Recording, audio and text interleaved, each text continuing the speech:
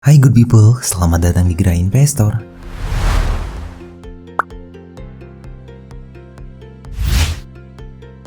Apa kabar kamu semua? Semoga sehat selalu, rezeki lancar dan tetap semangat. Kenapa rasa malas itu bisa muncul? Semua jawaban itu ada di video ini. Namun sebelum itu, tidak henti-hentinya saya ingatkan jangan lupa klik subscribe pada channel ini supaya kamu tetap berada satu langkah di depan untuk mencapai sebuah kesuksesan. Anda pasti setuju bahwa untuk bisa sukses mengejar mimpi, kita harus jauh-jauh dari rasa malas. Namun tidak bisa dipungkiri, rasa malas atau yang sering kita sebut dengan istilah mager, seringkali kita alami dan sulit kita hindari. Faktor mood dan suasana seringkali menjadi alasan kita untuk memaklumi kemunculan rasa malas, dan akhirnya kita tidak bisa mencoba melawan rasa malas tersebut. Menurut informasi yang didapat melalui LiveSkin, sejumlah peneliti dari Oxford University sudah melakukan penelitian dengan menggunakan Magnetic Resonance Imaging atau MRI. Sedikit informasi, MRI adalah alat yang menunjukkan gambaran belahan otak manusia. Penelitian ini bertujuan untuk meneliti motivasi dan rasa malas. Hasil scan menunjukkan bahwa ketika orang memutuskan untuk melakukan sesuatu atau ingin berkegiatan, area premotor pada otak akan menyala dan titik lain di otak yang mengendalikan gerakan di tubuh akan menjadi aktif. Area premotor merupakan area otak yang penting karena menuntun gerakan kita dan mengendalikan otak besar dan proksima dari tubuh.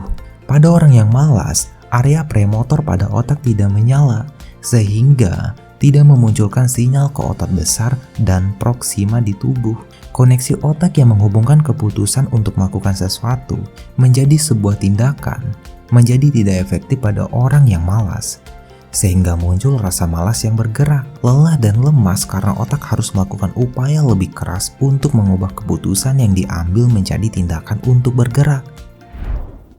Jurnal Cerebral Cortex yang diterbitkan oleh Oxford Academy pada tahun 2012 melakukan sebuah studi dan menemukan bahwa tingkat dopamin di otak juga dapat berdampak pada motivasi seseorang dalam melakukan sesuatu. Tingkat dopamin akan memberikan dampak yang berbeda di berbagai area otak. Peneliti menemukan bahwa para pekerja keras memiliki dopamin paling banyak di dua area otak yang memainkan peran penting dalam penghargaan dan motivasi.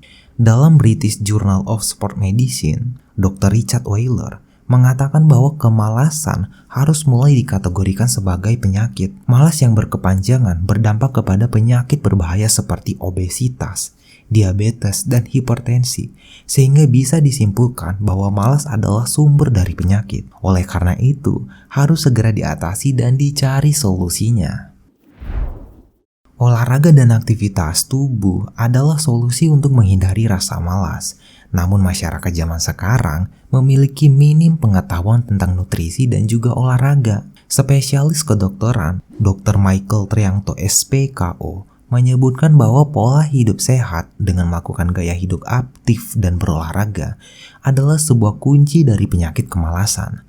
Namun, banyak yang masih belum paham mengenai nutrisi dan kesadaran untuk rutin berolahraga. Rasa malas bisa juga disebabkan karena masalah malnutrisi. Menurut Dr. Michael Triangto, SPKO, malnutrisi tidak hanya disebabkan oleh kekurangan gizi saja. Ingat, malnutrisi tidak hanya mengacu pada orang-orang yang kekurangan gizi, tetapi juga berbicara tentang komposisi asupan bahan-bahan nutrisi yang tidak tepat. Oleh karena itu, bisa disimpulkan bahwa rasa malas berawal dari kebiasaan hidup yang salah. Tapi pertanyaannya, apa saja kebiasaan hidup yang menimbulkan kemalasan pada manusia? Berikut adalah 8 kebiasaan tersebut. 1. Melewatkan waktu sarapan. Misalnya kamu melewatkan waktu sarapan sehingga serangan lapar muncul lebih besar ketika jam makan siang, dan kamu akan terdorong untuk makan menu berkarbohidrat tinggi dalam porsi besar. Alhasil, kandungan gula dalam darah melonjak secara drastis yang berdampak kepada terhambatnya kerja neuron oreksin dalam hipotalamus otak yang bertugas untuk menjaga kamu tetap terjaga dan fokus. Jadi tidak heran kalau setelah makan siang, kamu akan merasa mengantuk dan malas untuk berkegiatan. Yang kedua, makan sebelum tidur. Mengkonsumsi makanan dan minuman manis atau berkarbohidrat tinggi sebelum kamu tidur akan bisa berdampak buruk. Masuknya gula akan membuat tubuh memerintahkan otak untuk mengeluarkan hormon insulin. Oleh insulin, semua gula yang ada dalam darah dimasukkan ke sel otot, hati, dan ke dalam lemak. Alhasil, gula darah menjadi drop, sehingga otak memerintahkan tubuh memproduksi hormon yang bisa membuat tidur kamu tidak nyenyak dan bangun dalam kondisi yang tidak segar, seperti pegal-pegal dan juga malas. Yang ketiga, pola diet yang salah. Tubuh tidak bersemangat juga bisa disebabkan oleh kesalahan pola diet, seperti tidak mengonsumsi karbohidrat sama sekali. Harapannya, dengan absennya karbohidrat, tubuh akan membakar lemak sebagai sumber energi. Padahal, tubuh lebih suka menguras persediaan glikogen atau protein otot dibandingkan membakar lemak. Ditambah lagi, untuk setiap 1 kg glikogen yang hilang terbakar tadi, tubuh juga akan kehilangan 3 kg air yang diikat oleh glikogen. Tidak heran kalau para pelaku diet jenis ini selalu terlihat lemas dan tidak berenergi. Yang keempat, tidak memiliki tujuan hidup yang spesifik. Pernah kamu berpikir apa tujuan hidup kamu saat ini dan untuk kedepannya? Jika kamu tidak memiliki tujuan hidup yang ingin dicapai, maka setiap melakukan pekerjaan apapun akan membuat kamu sangat malas. Tujuan hidupmu akan selalu memotivasi kamu untuk bekerja. Sebaliknya, jika kamu tidak memiliki tujuan hidup, maka akan membuat kamu menjadi lebih malas. Yang kelima, semua orang pasti takut dengan kegagalan. Bukan hidup namanya jika tidak melewati kegagalan. Apapun yang kita lakukan pertama kali sangat wajar apabila gagal.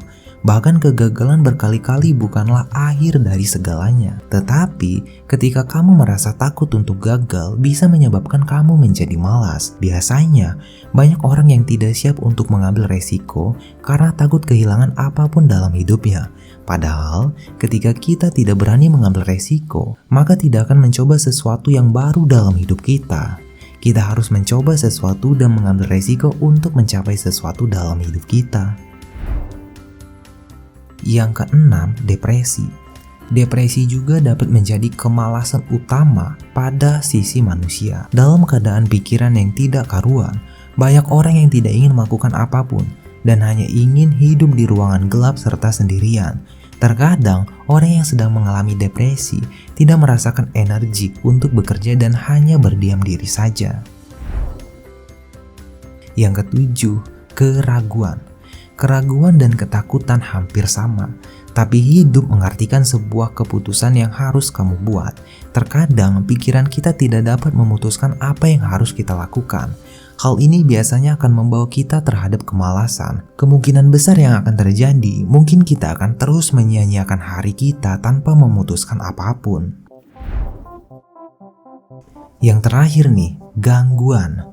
Ketika kamu mengalami hal yang berhubungan dengan pikiranmu, maka akan membuat pekerjaanmu terganggu. Misalnya, ketika kamu sedang menghadapi masalah dan terus-menerus membuat kamu teringat dengan masalah itu, maka akan mengacaukan pekerjaanmu dan membuat kamu malas melakukannya. Semakin pikiranmu terganggu, maka akan semakin sedikit kamu dapat menyelesaikan tugas. Jadi, jangan sepelekan rasa malas yang sering muncul. Pahami betul tubuh kamu, apa yang kamu konsumsi, dan gaya hidup kamu. Terapkan gaya hidup sehat untuk terhindar dari rasa malas sehingga proses kejar mimpi kamu bisa menjadi lebih lancar. Nah, sekarang sudah tahu kan bagaimana rasa malas itu bisa muncul pada diri kamu. Sekarang saatnya kamu subscribe channel ini. Nggak boleh malas ya. Itulah penyebab bagaimana rasa malas itu bisa muncul. Sudah siapkah kamu melangkahkan kaki menuju sebuah kesuksesan? Di saat kamu sedang bingung menentukan masa depan kamu, ingatlah kembali informasi yang dijelaskan di video ini. Jangan padamkan apimu, bahkan ketika kamu sudah mencapai kesuksesan tersebut. Karena perjuanganmu tidak berhenti sampai di situ saja. Mempertahankan kesuksesan menjadi tugasmu yang selanjutnya. Sekian dari saya ucapkan terima kasih dan sampai bertemu di video-video selanjutnya.